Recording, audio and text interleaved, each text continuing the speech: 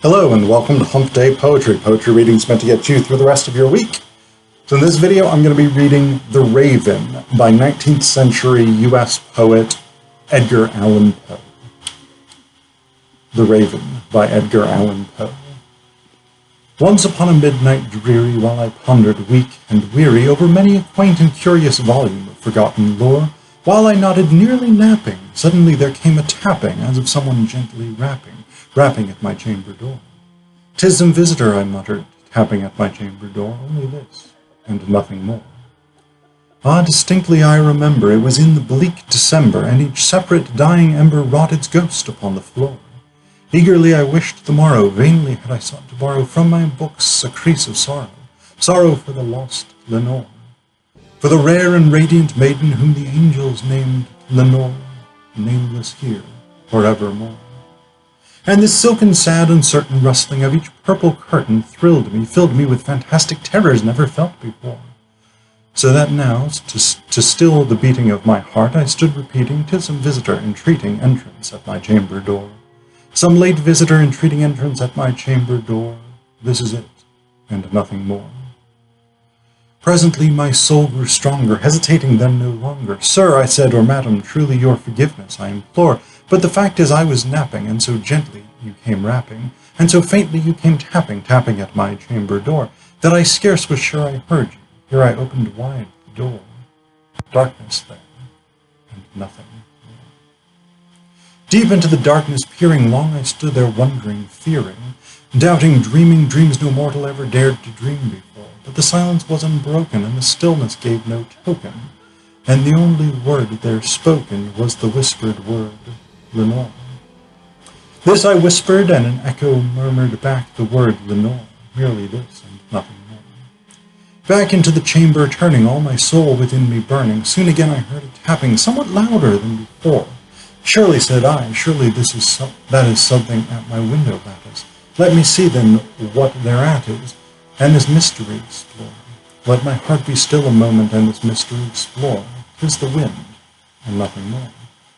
Open here I flung the shutter, when, with many a flirt and flutter, in there stepped a stately raven of the saintly days of yore.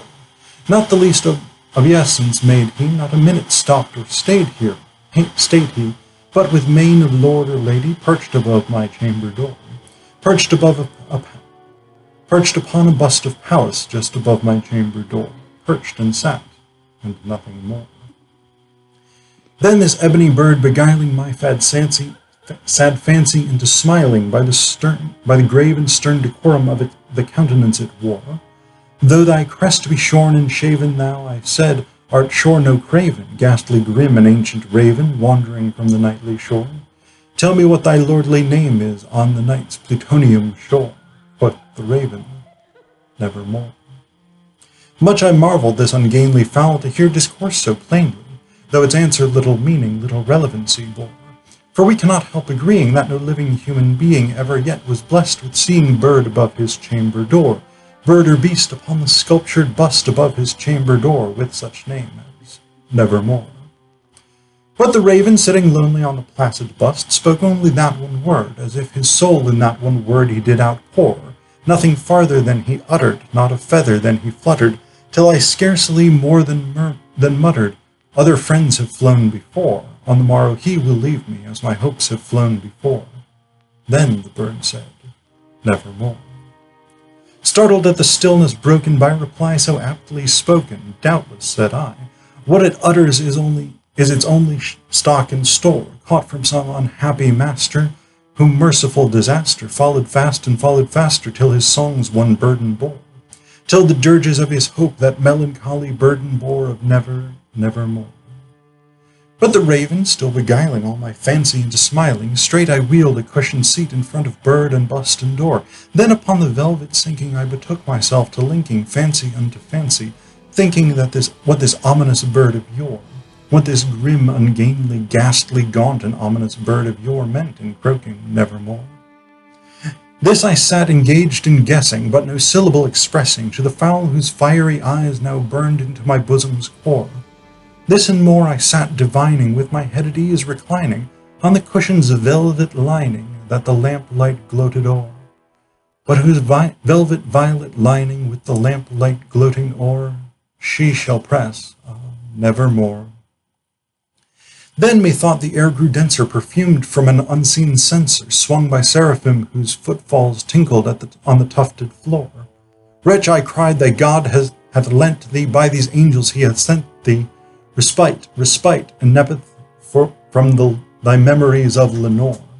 Quaff, oh quaff this kind of nepenthe, and forget this lost Lenore, quoth the raven, nevermore. Prophet, said I, thing of evil, prophet still, if bird or devil, whether tempters sent, or whether tempest tossed thee here ashore, desolate yet all undaunted, on this desert land enchanted, on this home by horror haunted, tell me truly, I implore, is there balm in Gilead? Tell me, I implore. Quoth the raven, nevermore. Prophet, said I, thing of evil, prophet still, if bird or devil, by that heaven that bends above us, by that God we both adore, tell this soul with sorrow laden, if within the distant Aden, it shall clasp a sainted maiden, whom the angels named Lenore, clasp a rare and radiant maiden, who the angels named Lenore. Quoth the raven, nevermore. By that word, our sign of parting, devil or fiend, I shrieked upstarting, get thee back into the tempest and the night's plutonium shore. Leave no black plume as a token of that lie thy soul hath spoken. Leave my loneliness unbroken, quit the bust above my door. Take thy beak from out my heart, and take thy form from off my door. Quoth the raven, nevermore. And the raven, never flitting, still is sitting on the pallid bust of Pallas just above my chamber door. And his eyes have all the seeming of a demon's that is dreaming, and the lamplight o'er him streaming throws his shadow on the floor. And from my soul, from out that shadow lies floating on the floor, shall be lifted never more.